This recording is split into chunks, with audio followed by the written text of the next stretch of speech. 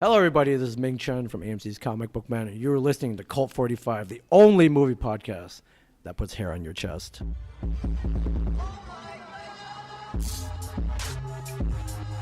What's up? Nothing much, man. Just Colt 45, me, beat him down here with Mr. Chen. How's it going, bro? It's going great, man. How Yeah, are you? Is I'm your all right. tagline like just me, my podcast, and some Cult 45? We have a tagline, and he's our tagline guy. He does it before every show. It's pretty cool.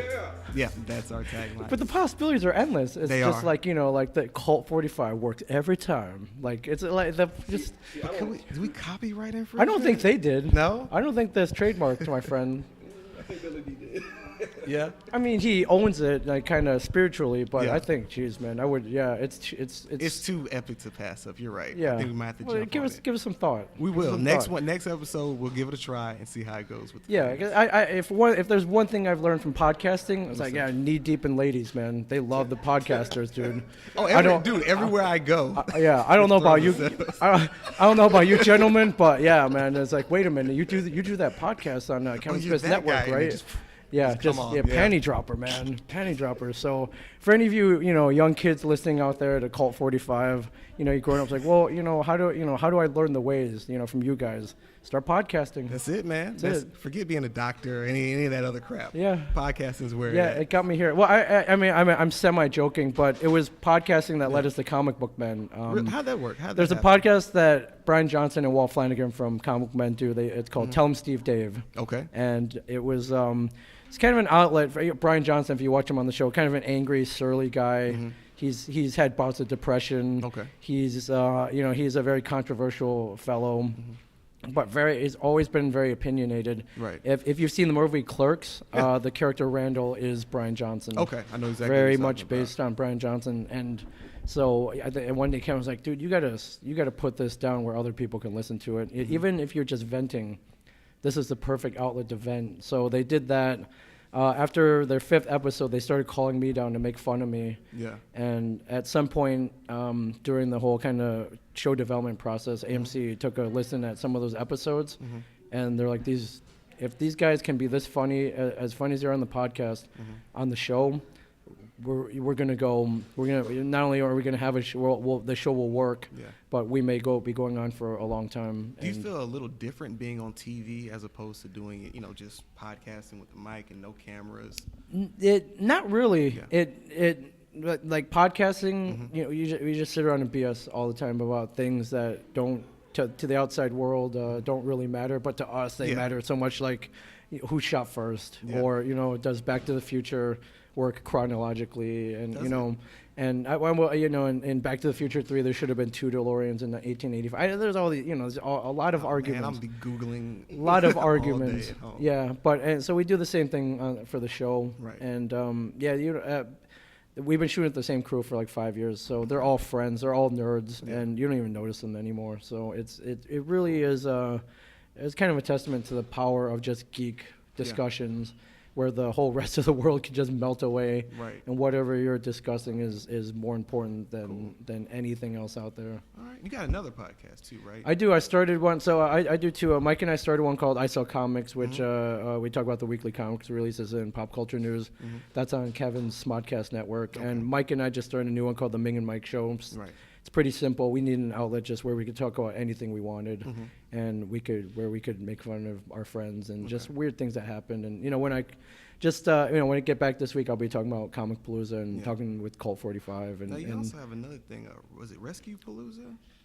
Yeah, we did a thing called there's a local animal shelter. Every year they ask us to come help out and promote their event. Okay. It's an animal rescue event that they throw once a year, and it's one of the few events that Walt Flanagan will go to. He's not a fan of going to conventions. Right. He's a very private guy outside of the show. And he doesn't fly either, so that prevents him to go into places like Houston and Comic Palooza. Right. I think he would love it here. I think they have such a great Yeah. mix of guests, whether it be movie, TV. They get a lot of rock stars here, wrestlers. Just like it's a pretty great mix. So I think he would have fun here. But he doesn't believe in the physics of flight. As such, he will not get on an Oh, airplane. he believes that the metal ship is gonna fall. Yes, out of the he sky? believes Oh, that wow. physically, that according to the universe, it should not work. And Okay, well, and hence he should not be a part of this. Yeah.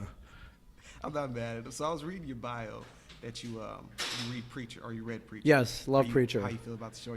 I like the show. I think the show is great. I did think it was a little odd. The first episode was I thought it'd be a little more straightforward to the non-Preacher reading audience. You know, because I know who Jesse Custer is. I know who Tulip is. I know who Cassidy is. I know who the Saint of Killers is.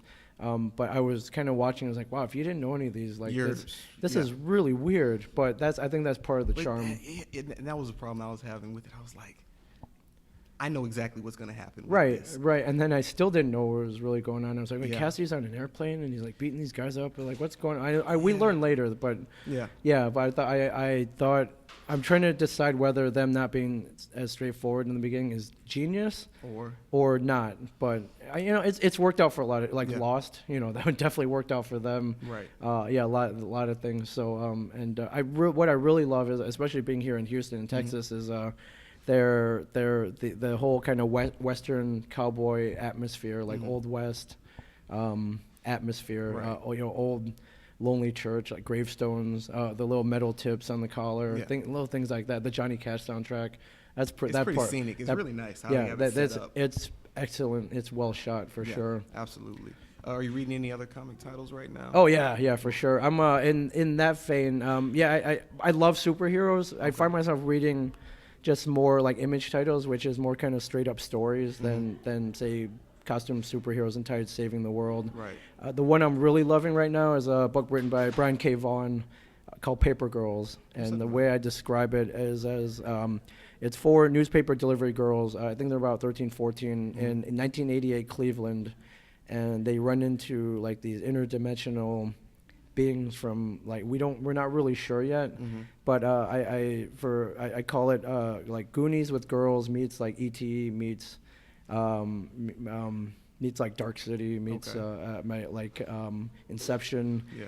It's pretty awesome. Really? Yeah. It's an Image. It's an Image title. Yeah, it's an Image book. I've also been reading another book called Manifest Destiny, which is a Lewis and Clark expedition.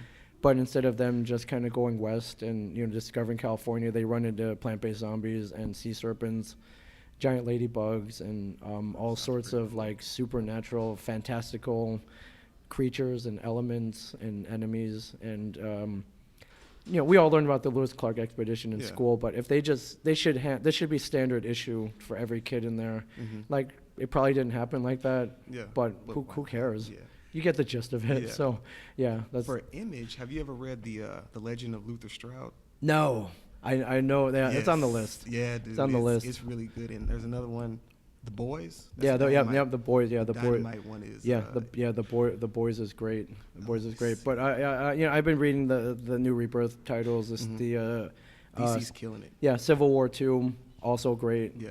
So there's a lot of great stuff out there. If you're a comic book reader, it's a very good time. All right, we got to get to the hard-hitting questions. Go for it. Shoot. If you had to pick a Teenage Mutant Ninja Turtle to be, who would you be? I'm a Michelangelo fan. One, he was the first turtle. He's the first one that Kevin Eastman ever drew. I did not know that. Yep. Yeah. He actually brought in his first illustration into the store. Okay. He is trying to sell it for charity. It's valued at $2 million. He's trying to get $2 million for it, which that was the drawing that kicked off the whole franchise. Yeah.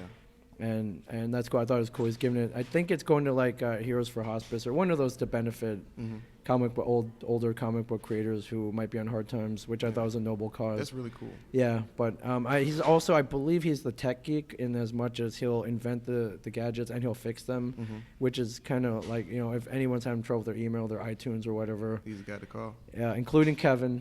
I'm the guy to call. So. Oh, that's cool. Yeah. Yeah, everyone always Raphael. I'm like, come on, I always pick Leonardo. Leonardo's cool too. Yeah, Leonardo's cool. But I've always been a Michelangelo guy. All right. Let's see what else I got for you. Do you ever consider getting back into film? Any chance? I was never in film. Yeah, that's a great question though. I with all the people that I know, including Kevin and a lot of people. I think every kid always want. They have a movie in them. Right. They would love to either write or direct or create their own movie, especially like geeks like us. Who wouldn't want to be responsible for like the next Star Wars or like the next like Highlander, the next Ghostbusters. Yeah, I mean, I have pieces of things maybe that I'd maybe like to do. They'd probably be better as shorts rather than a feature-length film. Yeah. And I think with all the people I know that could give me advice, like maybe I should take a shot at it. Why It's just, not? yeah, it's just actually putting words down on the paper Right. is tough, and I that's why I understand that. admire Kevin so much. Like he can literally write a movie in like one night. Like he'll wake up, he'll smoke weed, and then I'll be like, wait a minute, I got this great idea, and if I'm gonna do a movie about a guy gets turned into a walrus. Mm-hmm. Oh yeah. Yeah, or something like that, and he'll go and he'll do it, whereas most people are like, yeah, I have this idea. Didn't he get that idea from a podcast? Was Yeah, he doing yeah, a podcast at the yeah. time? He read a story on like the UK Craigslist, and he talked about it on a podcast, yeah. and that turned into a movie. And much like Comic Book Man, it started as a Yeah. podcast, got turned into a TV show. It's pretty insane. epic. Are you working on anything else? Anything else? I right now I'm going to a lot of conventions. A lot of people ask me like, "What's the best part about being on Comic Book Man?" I truly think it's being able to go around the country and meet like actual physical people who like the show. They shoot the show in the store. We shoot from July to September. We shoot all like 2 months, and they cut it all together. But I'm in the store anyways, and it's kind of insulated. And as much there's a small crew in there, but it's the four of us as usual. You don't really think about the reach it has beyond that. You know people are watching it. You see a rough number every so often. Like 1 million people watch this week or whatever. But to actually meet these people is pretty cool. And what I really like is the little kids. Like a lot of little kids watch the show, which I never expected. Yeah. And it's cool to meet those kids in real That's life. cool. Yeah, it's That's pretty. cool. I know they're pretty excited. It's fun. And then when you go to a con, the other best part is they have other celebrity guests. And I'm a geek like anybody else. Yeah. So like this week at Comicpalooza, the Aliens cast, like that's mind-blowing. Aliens is one We're of ready. my favorite movies, like top 5, definitely top 5, if not top 3 movies of all time. Okay. Yeah, we did a review on that not too long ago. Is there anybody in particular that you're eager to meet? I think Sigourney Weaver is definitely the at the top. But Bill Paxton, Yeah. I always thought Hudson was a great character, and somebody reminded me today. It's like, dude, Bill Paxton, Twister. I'm like, holy crap, that's right. Yeah, you're right. Twister. Yeah. So yeah. we had this debate: who wins in a death battle? Okay. Alien or Predator with no weapons? With no weapons, With no I think though. Yeah, then the alien. The alien's got it hands down. That's I think the alien not only it's built to kill. It's built to kill with their whole purpose in life is to kill and then procreate via the chest huggers, but the multiple rows of teeth and then the concentrated acid for blood, like game set match right there. Yeah. Predator, sure, great hunter, but he needs that little like iPad on his little iWatch. little iWatch on his wrist. Yeah, I mean, definitely a badass, but I think more looks than substance. Okay. Definitely more form than function. The Predator. Last one, then we'll let you go.